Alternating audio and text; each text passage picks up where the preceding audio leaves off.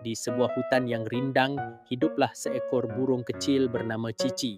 Cici suka bernyanyi setiap pagi di dahan pohon besar yang menjulang tinggi, yang dikenal sebagai pohon bijak karena umurnya sudah ratusan tahun dan akarnya kuat menyangga banyak makhluk hutan. Suatu hari datang angin kencang disertai badai besar, petir menyambar dan pohon besar itu tertimpa sambarannya.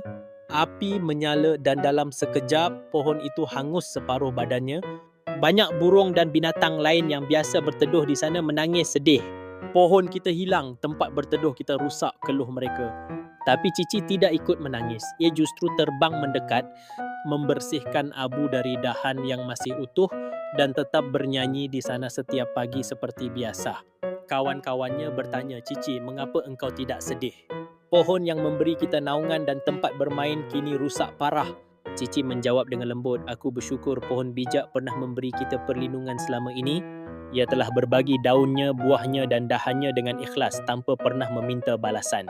Kini saatnya kita menerima apa yang terjadi dengan hati lapang. Aku bernyanyi bukan karena pohon ini masih sempurna, tapi karena aku ikhlas atas segala pemberiannya dulu dan tetap mencintainya apa adanya."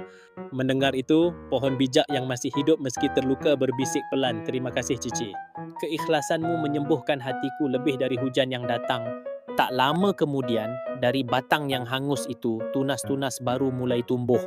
Burung-burung lain yang tadinya mengeluh pun belajar dari Cici. Mereka mulai membantu membersihkan dan merawat pohon itu. Hutan kembali hijau dan pohon bijak tumbuh lebih kuat dari sebelumnya. Moral cerita, keikhlasan membuat hati ringan menerima takdir dan justru dari keikhlasan itulah kebaikan baru sering kali tumbuh. Berikan tanpa pamrih dan terimalah apa adanya dengan lapang dada.